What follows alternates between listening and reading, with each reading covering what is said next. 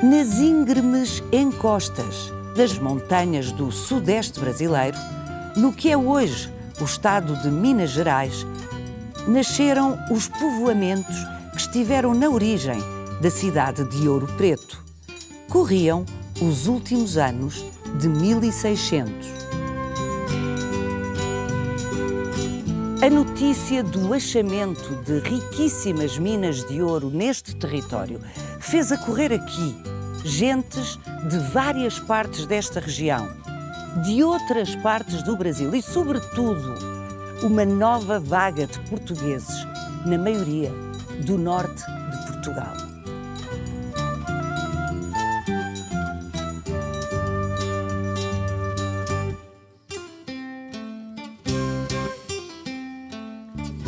Primorosamente conservada, a cidade histórica de Ouro Preto foi o primeiro conjunto urbano do Brasil a ser classificado como Património da Humanidade pela Unesco.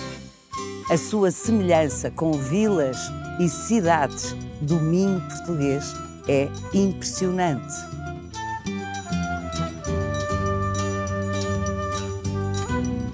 O ouro achado neste território alimentou por cerca de 100 anos a monarquia portuguesa, mas grande parte dele foi investido na região.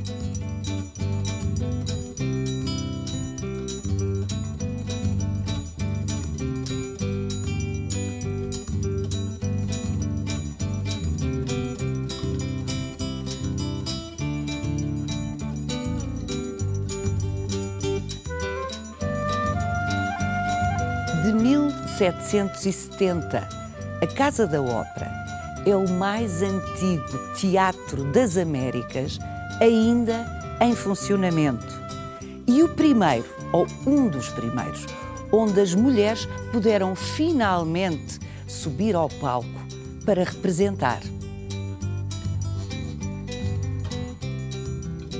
Nos finais do século XVIII, a prosperidade e preparação das elites locais levaram à primeira grande conspiração da colónia contra a coroa de Portugal. 14 anos depois da Revolução Americana de 1775, que libertou as colónias norte-americanas do jugo do Reino de Inglaterra, também em Minas Gerais começaram as conspirações pela emancipação do Reino de Portugal.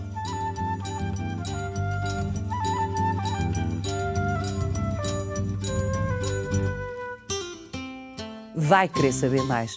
Venha connosco nesta visita guiada.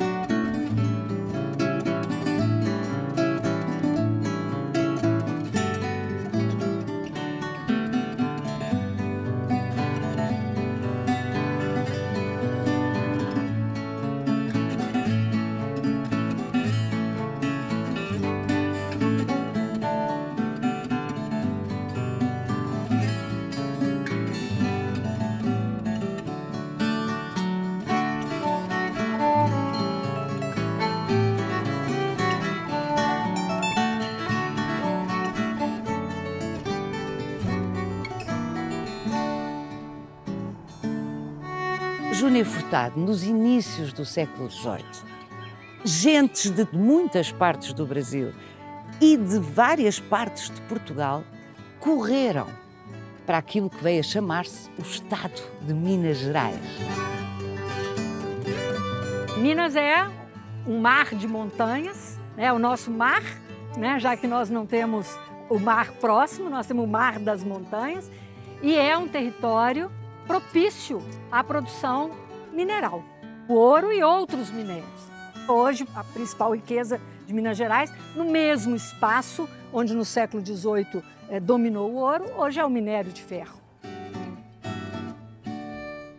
Na verdade, os portugueses sempre tiveram a esperança de encontrar grandes jazidas de ouro na parte portuguesa da América do Sul. E, finalmente, isso se dá a partir do finalzinho do século XVII, quando os que a gente chama, né, bandeirantes, eu não gosto dessa palavra, eu prefiro falar de sertanistas. Esses sertanistas paulistas começam a entrar nessa região e começam a descobrir depósitos auríferos de uma quantidade inimaginável. Porque já tinham descoberto. Havia outras minas, minas, entretanto, identificadas, não é? E na região ali entre São Paulo e o atual São Paulo e o estado do Paraná.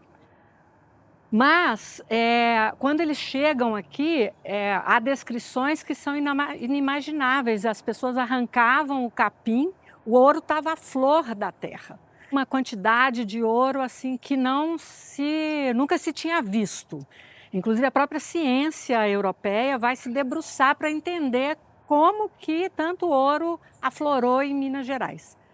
Mas as explorações mais importantes vão acontecer no leito dos rios, do chamado ouro de aluvião. Então, era de uma exploração não muito complexa, então começam a vir paulistas. Quando diz paulistas, está a falar de descendentes de portugueses. Sim, estou falando de descendentes de portugueses mestiços. Portanto, no fundo, já brasileiros. Já brasileiros. Essas duas identidades já estavam muito bem claras entre eles.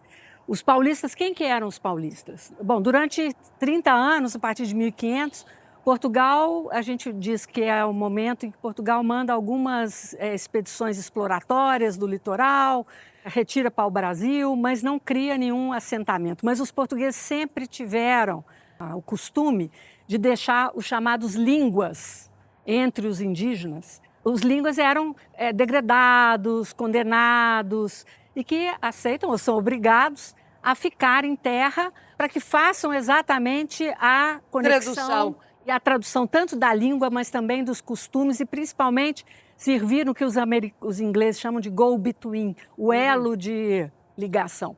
Os portugueses já faziam isso na África, faziam isso na Índia e fizeram no Brasil. Às vezes não eram pessoas deixadas, mas sobreviventes de naufrágios.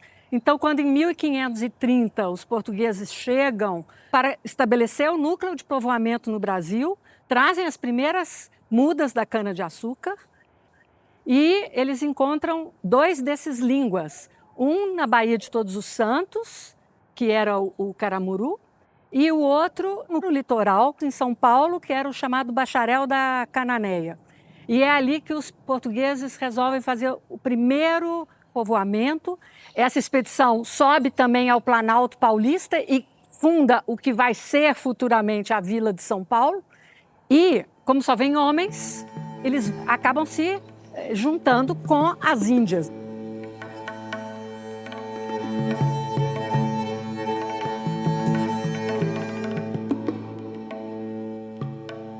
São Paulo foi o primeiro local onde se começou a produzir cana-de-açúcar no Brasil.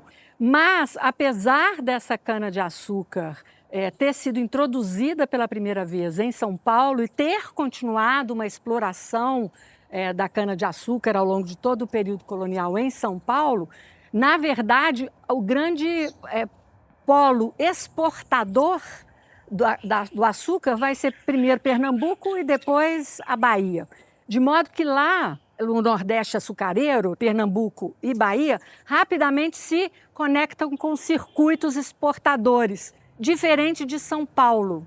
São Paulo fica muito à margem desses circuitos exportadores. E por isso, então, essa população que vem para São Paulo é muito menor do que o número de portugueses que vão para o Nordeste açucareiro. E com isso, então, essa população paulista, ao longo desses 2 séculos, ela começa a construir uma identidade particular que é muito ligada a essa sua herança indígena. Então, por exemplo, os paulistas falavam outra língua, eles não falavam português, eles falavam língua brasílica. Quando eles tinham que se dirigir às autoridades portuguesas, o governador que chegava, eles tinham que levar intérpretes. Eles se vestiam de uma maneira diferente. Então, por exemplo, um aspecto importante de identificação da forma de vestir, aliás, dois. O primeiro, eles andavam descalços. Por que isso? Porque para penetrar nas matas, e a gente que vive aqui nas matas mineiras da minha infância, a gente tem que andar descalço, o sapato não é adequado. Então eles tinham um preconceito em relação aos portugueses e falavam: os portugueses chegam todos com as suas botas, mas botas de salto, e não sabem se movimentar.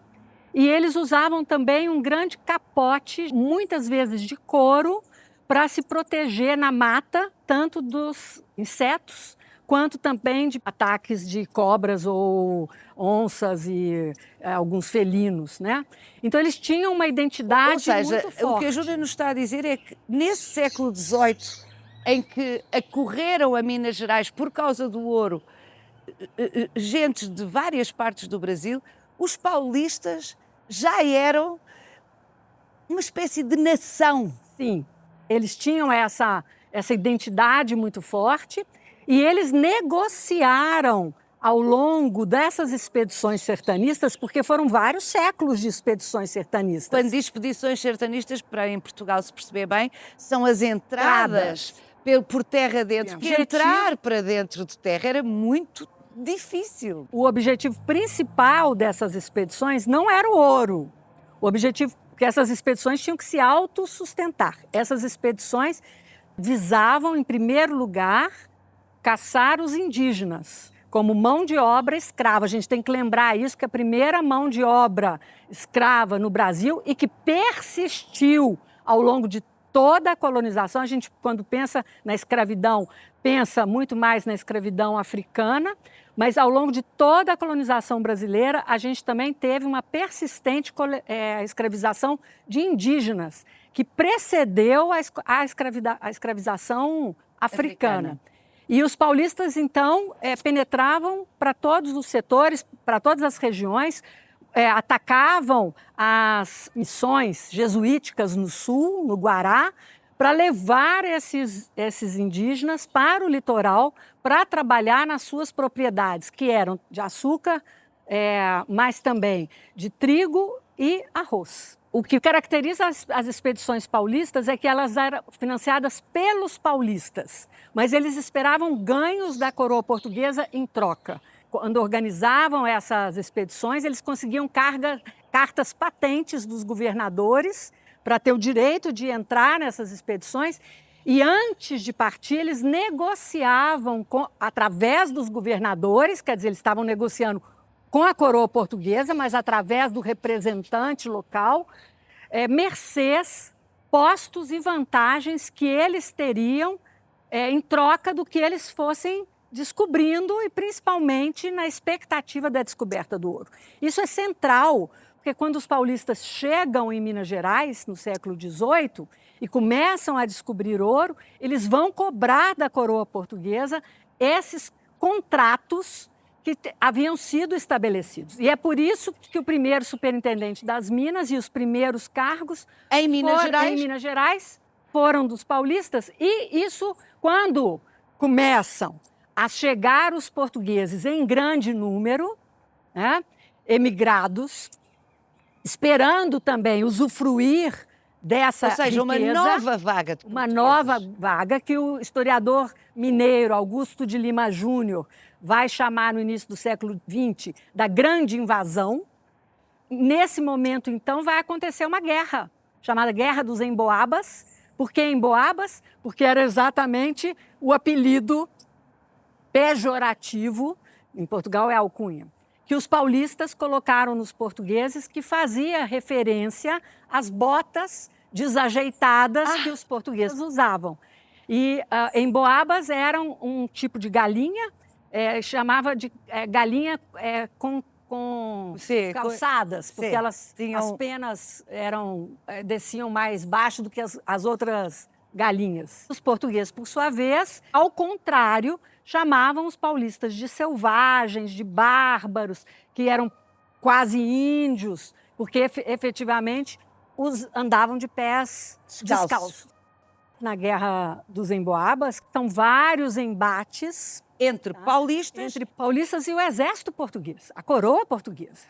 A coroa se organizou, né, trouxe um exército para lutar contra os paulistas, porque os paulistas se rebelaram e falaram: não, nós temos direito a esses postos, nós temos direitos a esses cargos. Isso foi prometido, foi negociado ao longo das expedições sertanistas, ao longo de 2 séculos. E os paulistas, eles tinham os seus próprios, digamos assim, guardas armados. Eles andavam em bandos. Isso era resultante da forma como a coroa portuguesa tinha sido muito pouco presente em São Paulo e durante essas expedições. Então, os paulistas foram chamados pela historiografia de régulos, porque eles se faziam de pequenos reis. E esses bandos armados eram constituídos não só de paulistas pobres, que eram arregimentados para essas expedições, mas também de escravos africanos e indígenas. Então você vê que é uma mistura não só de população, mas também da cultura dessas diversas pessoas. E a guerra se dá e há um estranhamento enorme entre a forma como Portugal lutava, que era uma guerra tradicional europeia, e a forma como os bandos dos paulistas atuavam, porque eles atuavam ataques de surpresa durante a noite, atuavam com escaramuças, que era como eles também haviam aprendido isso com os indígenas e sabiam que também essa era a única forma de atacar os próprios indígenas e os próprios quilombos africanos. Por isso que eles também se especializaram em serem caçadores de escravos fugidos. A Guerra dos Emboabas termina com a vitória de Portugal e, nesse sentido, os paulistas, aos poucos, vão sendo afastados dos postos que eles tinham negociado. Eles foram os grandes perdedores e eles se consideram traídos pela coroa portuguesa.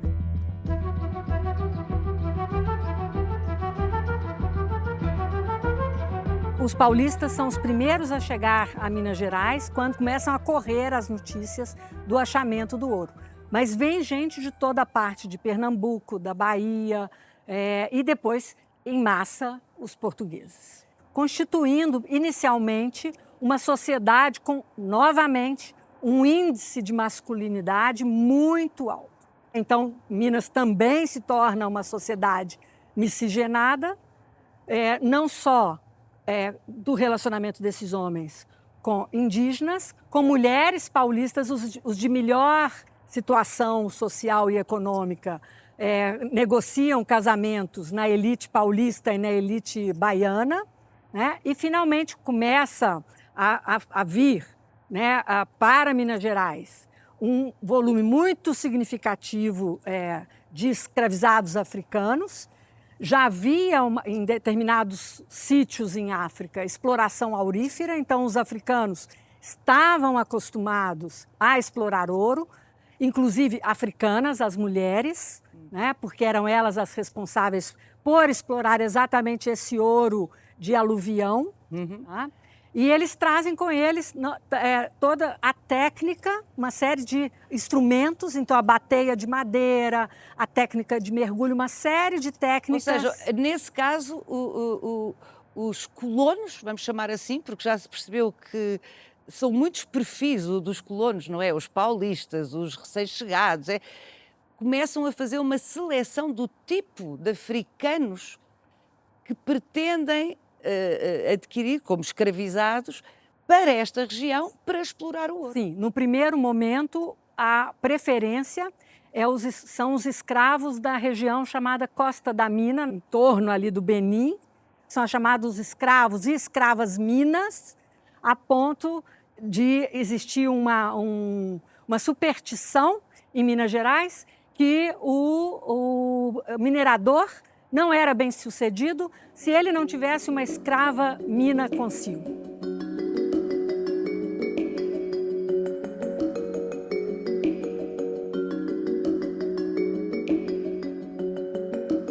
Tudo o que nos tem dito remete-nos para um dado muito importante de sublinhar.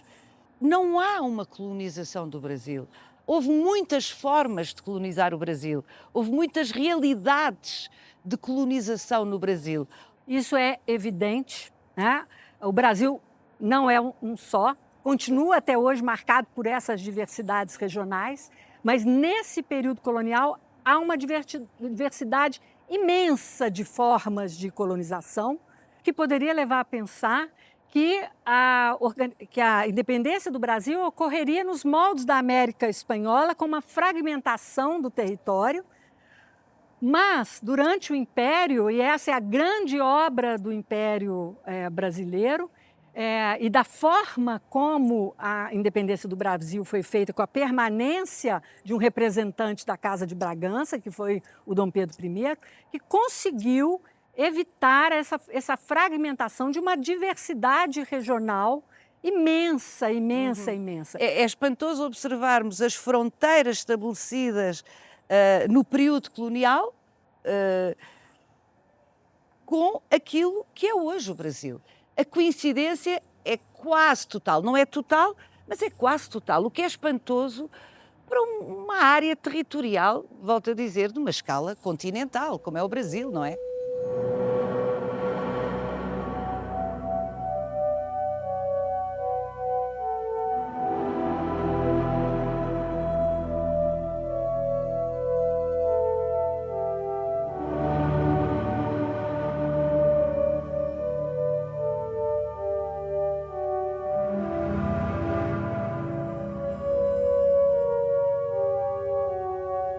A historiografia brasileira, nos anos 30, muito marcada por essa epopeia paulista, constrói muito a ideia das nossas fronteiras como se fosse algo natural que aconteceu, principalmente por essa expansão paulista, né?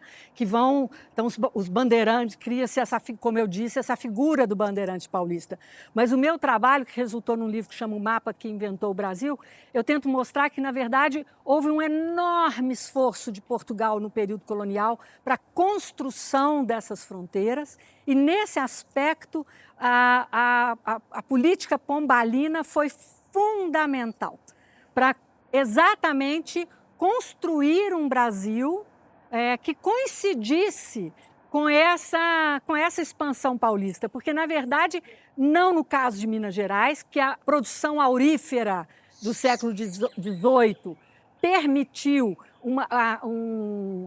que o povoamento se tornasse permanente, mas em outras regiões, na Amazônia, no Centro-Oeste, grande parte por onde passaram essas expedições, não deixaram assentamentos duradouros. Foi exatamente durante o período pombalino que Pombal começou efetivamente a plantar núcleos povoadores, a transformar, a conceder aos indígenas o status de cidadão do Império Português, fazer o chamado, a palavra parece boa, descimento, na verdade era aprisionamento desses povos indígenas e levá-los para os povoamentos portugueses, com um trabalho semi-servil, semi-forçado, mas que conseguiu efetivamente construir essa territorialidade gigantesca do Brasil.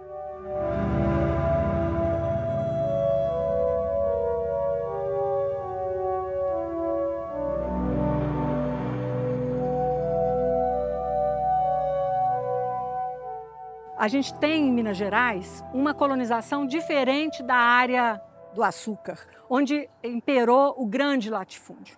Em Minas Gerais, a gente teve a proliferação dos pequenos povoamentos, dos pequenos arraiais.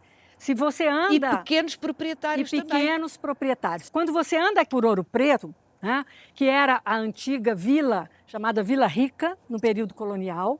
Ela impacta ao visitante pelos seus monumentos, pela monumentalidade dessa cidade, que foi efetivamente uma das maiores cidades da América. Pois bem, em volta de Ouro Preto, há inúmeras pequenos arraiais que são uma igreja cujo tamanho impressiona, 10, 15, 20 casinhas, mas para todos os lados, porque assim se deu a exploração aurífera.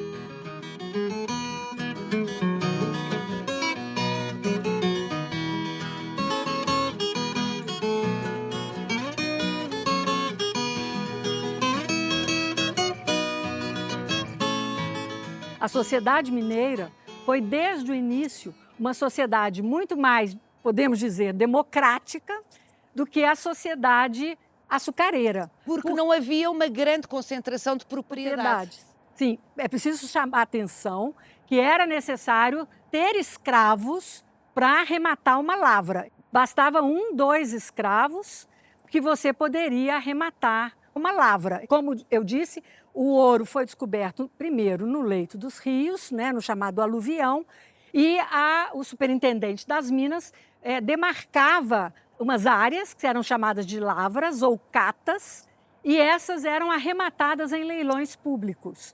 E além de pagar alguma coisa para a coroa para arrematar, o proprietário também tinha que ser proprietário de escravos, porque não é ele que vai explorar, é o escravo dele. Agora, isso não significa que ele não possa ter ido se embrenhado na mata, começado a explorar um ouro escondido da coroa, isso era muito comum, e com esse ouro inicial, ele compra um escravo, né? E a partir daí ele entra no sistema legal de exploração. E é isso que permite também um maior acesso à alforria, à liberdade aos escravos. Porque muitos senhores também enviavam os seus escravos para esses locais ainda não administrados pela coroa portuguesa, para que eles explorassem ouro, voltassem e negociavam com esses escravos depois a compra da sua liberdade por aquele ouro que eles traziam. Essa nova vaga de portugueses que entrou na corrida do ouro, e digo nova porque os portugueses estavam a chegar desde 1500 a este território, como é evidente, mas esta nova vaga de portugueses vem especificamente de onde, Portugal? Hoje já temos estudos demográficos sobre isso. Sabe-se que a imensa maioria, por volta de 80%, vem do norte de Portugal. E é preciso chamar a atenção que muitos vêm não só para explorar ouro, porque esses precisavam ter algum capital para entrar na exploração aurífera, mas eles vêm como empregados das casas de comércio. Então, muitos são comerciantes, pequenos comerciantes, caixeiros viajantes, que depois vão entrar na atividade mineradora. E são indivíduos que chegam, maioria sem mulheres, novamente. E é por isso, por exemplo, que Portugal vai proibir a clausura. Elas não têm, em Minas não há ordens de clausura ordens de clausura feminina para poder ter a coroa portuguesa tentando aumentar o mercado de casamentos. Então a gente vê uma semelhança muito próxima entre a arquitetura dessas vilas mineradoras e do norte de Portugal, não só porque vem muitos artífices também, vem escultores, talhadores, pedreiros, etc., mas há também o que a gente chama de uma demanda do gosto. Eles querem construir um lugar que lhes lembre a pátria de origem. Então, não é só pela oferta dos profissionais, mas também por uma demanda do consumidor, que querem uma igreja como a igreja da terra dele, que querem uma escultura que era a de devolução. Bom, com esse desejo e tanto ouro à disposição, não admira que a cidade, entretanto, chamada de Ouro Preto, tenha, em muitos aspectos, a monumentalidade que tem.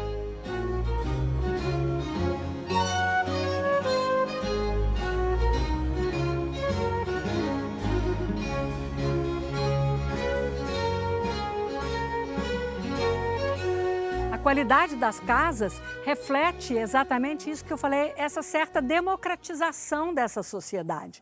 O acesso de muitos ao capital, seja o ouro, seja a venda de produtos, seja serviços, né? Então, a gente tem os sobrados, as grandes casas imponentes da elite mineradora, constituída, inclusive, dos funcionários que vêm para trabalhar, muitos acabam ficando, se enraizando na terra. Mas há também aquela infinidade de casas dos pequenos comerciantes, das chamadas negras de tabuleiro, que eram as mulheres alforriadas, que vendiam nas ruas, praticavam pequenos serviços. Mas tem tudo muita qualidade, não é? Tudo tem muita qualidade.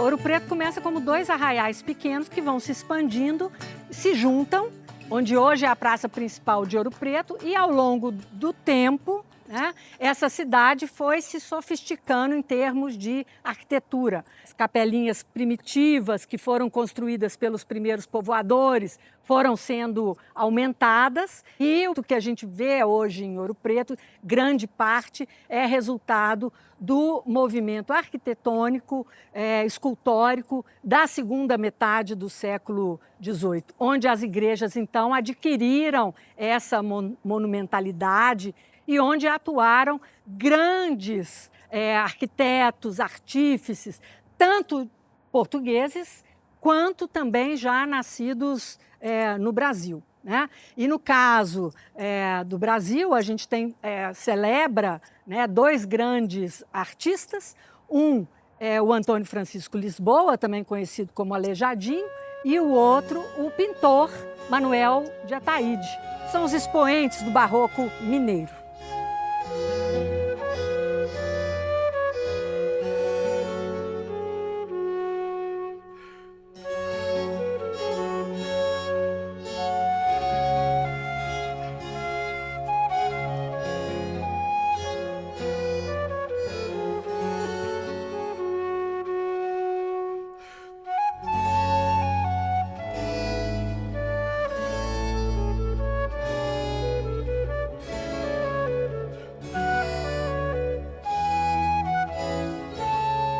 O Aleijadinho era filho de um artífice português, emigrado para o Brasil. Nessa leva da nova imigração para Minas.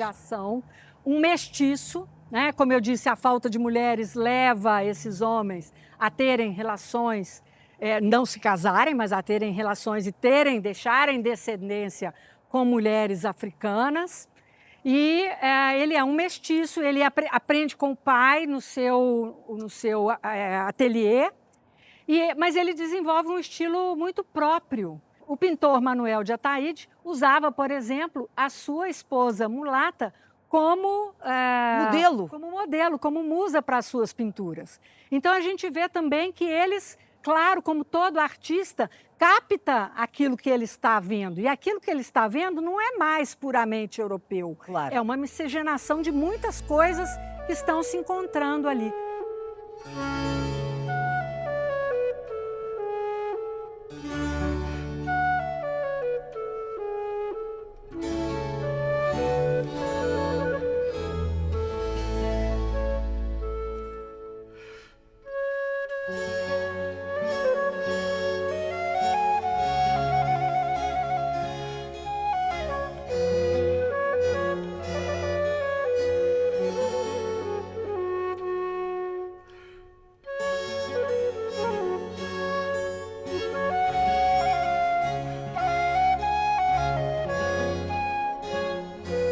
Essa arte tem que se adaptar aos materiais construtivos, né? Então, no caso de Ouro Preto, a gente vai ver o uso da pedra sabão, que é uma pedra que facilita o trabalho escultórico.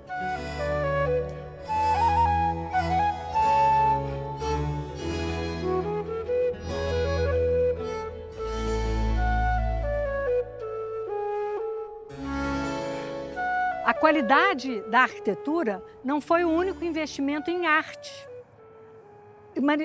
Investiu-se em arte nos seus inúmeros aspectos. Então, a gente tem um movimento musical muito rico, porque as missas eram cantadas. Então, havia músicos, primeiros vindos de Portugal, mas também mestiços e até africanos. Vieram músicos da Europa, instrumentos musicais. Houve um movimento literário pujante, né, expresso em memórias que descreveram a história de Minas Gerais, a história da descoberta do ouro, mas também poemas. O mais famoso de todos, o poema Vila Rica, de Cláudio Manuel da Costa. Esses poetas fundaram, no final do século XVIII, uma Arcádia, chamada Arcádia Ultramarina, que era filial da Arcádia Romana. Então, eles tinham contatos com os italianos. Era uma elite intelectual sofisticada, né, que escrevia, que cantava. Tinham teatro, Construíam teatro, peças de teatro, importavam também libretos de óperas, mas houve também peças líricas locais, né? Então, há um movimento artístico muito, muito rico e que vem sendo estudado. Mas também se investiu muito na ciência. Eu vou dar 2 exemplos específicos. Na mineração, a roda, que foi uma invenção importantíssima na mineração para secar os rios para poder chegar ao aluvião, é inventado em Diamantina, no século XVIII, por volta de 1750. E a medicina, há uma enorme contribuição da medicina, dos livros de medicina escritos em Minas Gerais no século XVIII, por médicos e por cirurgiões que perceberam que as doenças locais exigiam outras formas de tratamento e, por exemplo, se insurgiram contra a sangria. Perceberam que a sangria enfraquecia os doentes. Vou falar que era uma prática... Era uma prática recorrente exatamente. Em Portugal. Eu vou citar 2 especificamente que foram sucessos editoriais em Minas Gerais, no Brasil e em Portugal. O Erário Mineral, do Luiz Gomes Ferreira, em 1735, e o Governo dos Mineiros, em 1770, que foram livros de medicina que influenciaram a prática da medicina em Portugal.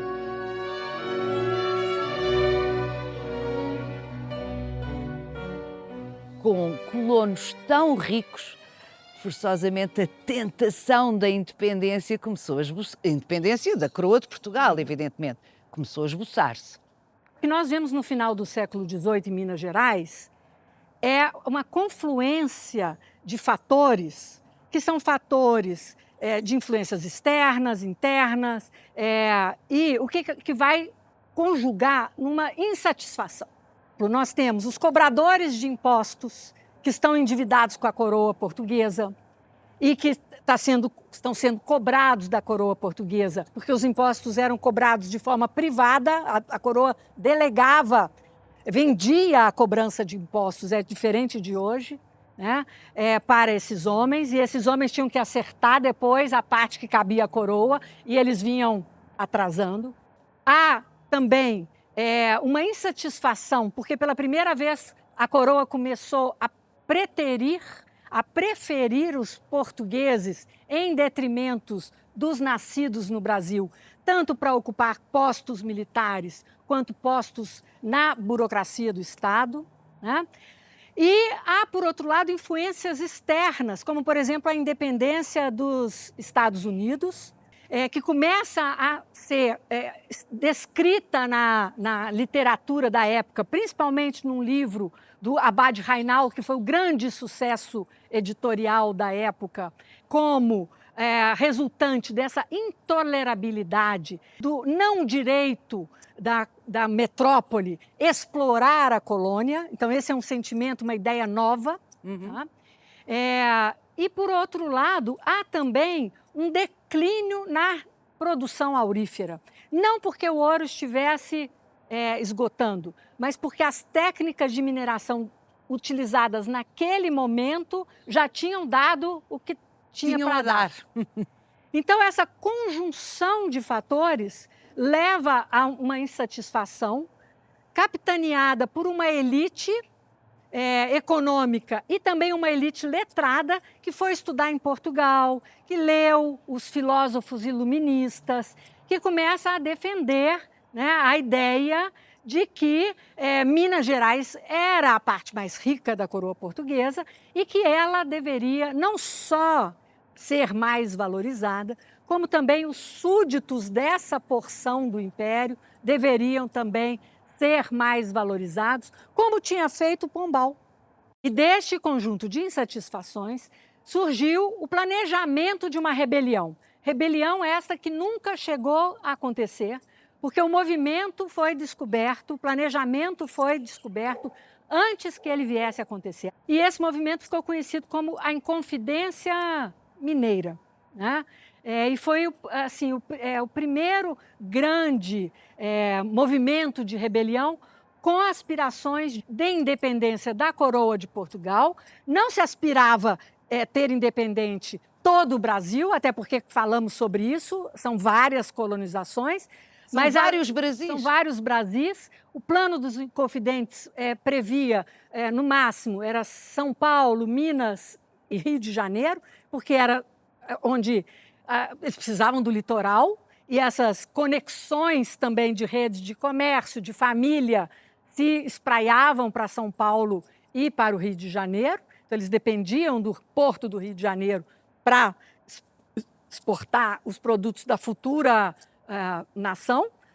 E acabou tendo um simbolismo muito grande na história do Brasil, né, a partir do século XIX e principalmente a partir da proclamação da República, a Inconfidência Mineira. Inconfidência era um crime de lesa majestade, era um crime contra a figura do rei, né? Uhum. Era o crime mais sério na legislação portuguesa dessa época. Tiradentes não era a principal expoente do movimento, mas ele era o que a gente chama propagandista. Ele falou muito, ele ia para as tabernas e fazia aliciar gente, e exatamente ele pagou pela boca, porque ele falou demais. Então todos foram condenados depois. Apenas pesadas. Apenas pesadas, degredo, e muitos à morte, mas todas as penas de morte foram revogadas para degredo, né? Os advogados, como sempre, foram os mais espertos, os que calaram a boca e pagaram as penas somente de degredo, mas é preciso lembrar que eles refizeram suas vidas no degredo em África, Moçambique e Angola principalmente, e o Tiradentes foi o único que foi efetivamente enforcado, esquartejado como um exemplo para a população local. Ele foi enforcado e esquartejado no Rio de Janeiro, onde o processo foi concluído, mas seu corpo, né, os pedaços, foram trazidos para Minas Gerais, né, espalhados pela estrada, e a cabeça fincada num poste na praça principal de Ouro Preto, onde hoje está a estátua do Tiradentes, para lembrar a população, né, do perigo que significava se rebelar contra a coroa portuguesa. Mas apesar, né, de não ter sido bem sucedido, exatamente por ter sido o primeiro movimento de aspiração de independência do Brasil, a Inconfidência Mineira é celebrada até hoje, né? É feriado nacional, o dia do enforcamento do Tiradentes, o 21 de abril, e ele é o patrono do Exército Brasileiro, que, vamos lembrar, foi quem proclamou a República no Brasil.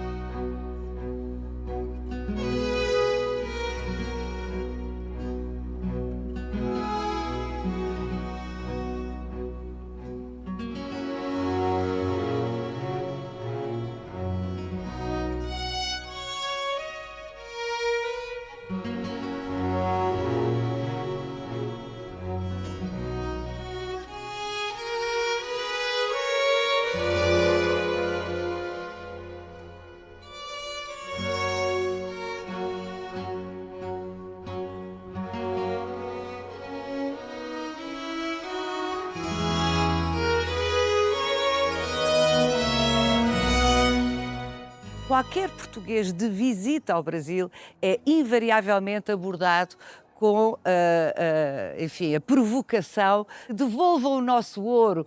Todo o ouro foi para Portugal, o ouro do Brasil foi para Portugal e neste caso concreto, o muito ouro de Minas Gerais. Bom, em primeiro lugar, a gente precisa lembrar que a taxação da coroa era em torno de 20% sobre a produção mineral, coisa que ela dificilmente conseguiu completar. Mas havia outros impostos em que o ouro também ia, entradas, passagens. Então há sim uma tributação que vai, mas claro que não é todo o ouro. Depois nós temos que lembrar que uma parte desse ouro vai para Portugal, não como tributação, mas vai como o indivíduo que veio. Ele veio e ele vai mandar um dinheiro, ou porque ele pretende voltar. Ou seja, como todos os imigrantes fazem. Como todos os imigrantes fazem, ou porque ele está sustentando. Manda remessas para casa. Manda remessas, a esposa ficou, então não é um ouro que Portugal levou. São exatamente esses pequenos proprietários portugueses que enviaram para suas famílias, para cumprir promessas, construir uma capelinha em agradecimento, porque enriqueceu no Brasil. Sim. Mas a maioria ficou aqui. Ficou aqui, fez fortuna e se estabeleceu aqui. E uma parte imensa desse ouro ficou por aqui. Ficou por aqui, não só movimentando a economia, tanto que Minas Gerais vai se tornar, até por volta de 1940, por aí, a 1940. a mola econômica do Brasil. Isso começa a mudar com a industrialização paulista, que começa lá para 1920. Sim, e que quando vai começa São Paulo começa a sobrepor-se. Mas até 1940 Minas é a maior população do Brasil, a maior economia do Brasil. Minas tem uma industrialização têxtil no século XIX, toda centrada nessa acumulação de capital que veio do século XVIII. Então, a economia mineradora foi uma economia de enorme pujança. Ela sustentou a maior população da colônia, do Império e do início da República. Então, isso a gente não pode esquecer.